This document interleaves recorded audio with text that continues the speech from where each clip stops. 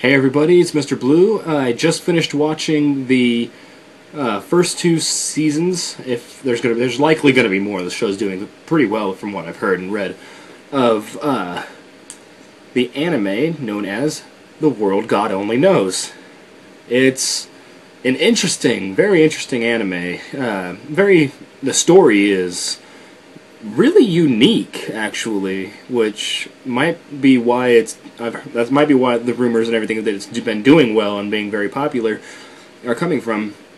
Could be the fact that it's very, very unique, and it's hard to say that about many things nowadays. Many things nowadays, they stick to a formula because formulas work and they sell, and while this does have some anime tropes in it, its story and its characters are very unique.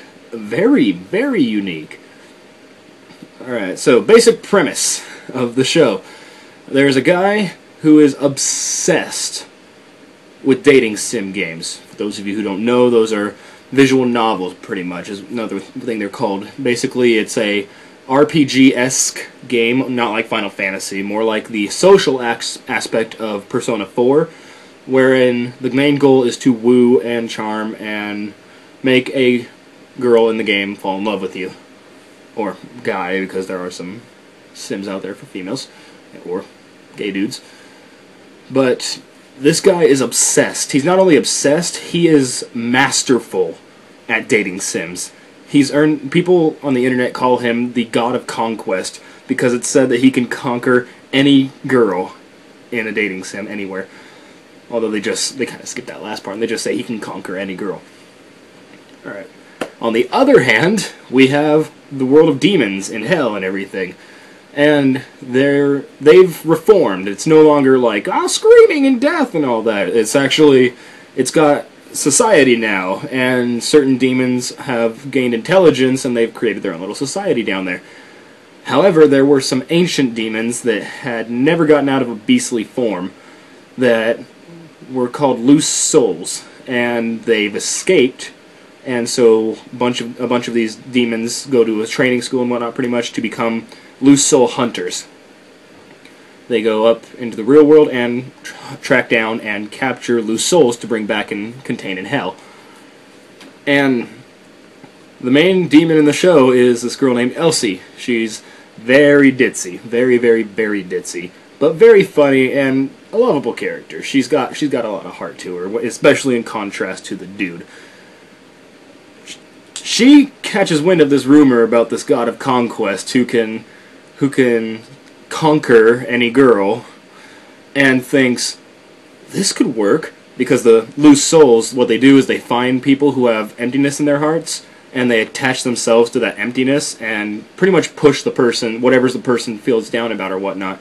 Like being pushed around by somebody, trying to keep your lifestyle going the same way it is, and it keeps failing. The loose soul will enhance that, and by doing so, they grow stronger.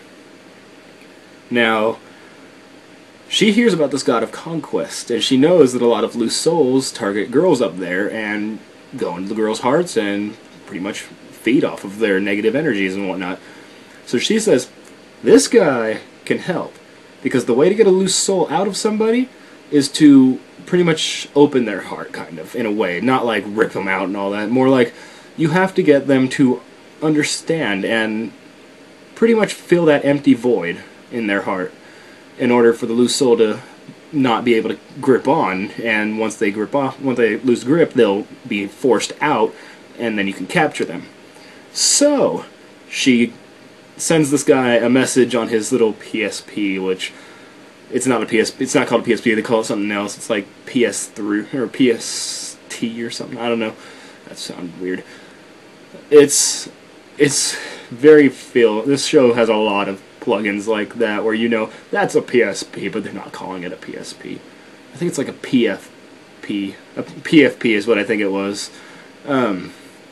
And he gets the email. Basically, it says, "Hey, I heard you are the God of Conquest, and I have like a job or some help that maybe you can give me, rounding up girls and whatnot." He thinks it's a challenge to a video game, so he accepts. and a contract is forged. A contract in which, if neither of them get what the contract it says they need to do, they have collars around their neck that will behead them. Both the demon and him. Elsie and... I cannot remember the dude's name. I have trouble. Like, when I get attached to a character, I usually focus on that character, not too many others. And so the whole show is him and her going around. He's trying to woo these real-life girls in which he has no experience with, because all he does is play dating sims. All he does is do that. In the middle of classes, all he does is that. At home in the bath, all he does is that. At home, like at the dinner table, all he does is that. This guy cannot go a second without playing a dating sim. And he's trying to analytically choose the correct path that he wants to approach the girls with, and it's not working because they're not dating sim girls. And the show pretty much follows this formula of him and her going after these girls who have loose souls attached to them, and doing what they can to get the loose souls out. And it's very, very interesting because I haven't seen too many. I've seen a lot of demon contract stories, like Faust from Johann Wolfgang von Goethe. He did a Faust makes a deal with the devil. It's kind of it's an archetype right now, or nowadays. It's an archetype, making a contract with a demon or the devil or whatnot to get something done. I haven't seen it in this light though. I haven't seen it like involve video games in this way, and I haven't seen characters like this likable in that sort of situation, because Elsie, she's a demon, yeah, but she's adorable. She is hilarious and adorable. This guy is a human. He's supposed to be the human that's like a little naive in order to make a deal with the devil and whatnot, but he's a douchebag. He's a straight A douchebag. This guy could not care about anything. And I really like it. It's really, really nice. I so far have no problems with this show, and I actually think this is a great show to show somebody who's not really into anime in order to get them maybe thinking about watching anime. Like, say you really like anime like I do, and say, like, someone like my cousin, she's alright with it, but she's not a huge anime fan. She's nowhere near me. She liked stuff like Avatar: The Last Airbender, which, yeah, you could say it's American. That's an anime. It's American anime. There's no arguing that. It's an American anime, and it's amazing. Like, she likes that, but she doesn't like anime like the way I like anime. She's different and whatnot, like that. It's just different likes and whatnot. This would be a great show to show someone like her. If you want to sit down and watch an anime with somebody, this is a nice show. It has almost no fan service, except for the first episode. It has almost no fan service whatsoever that I've seen, like the entire way of the first 2 seasons. All I can remember is this one bath scene in the first episode. Other than that, nothing. Wait, there is one, but it's played up hilariously. Very, very funny. So yeah, I highly recommend checking this anime out. I'm going to put a link to it on Crunchyroll in the description, like I usually do with what I always do with the animes, because that's where I get my animes that I watch. I'm going to put the link in the description to Crunchyroll. Go check it out if you're an anime fan, or if you're looking for some good laughs, because this anime is full of laughs, and it has one amazing intro.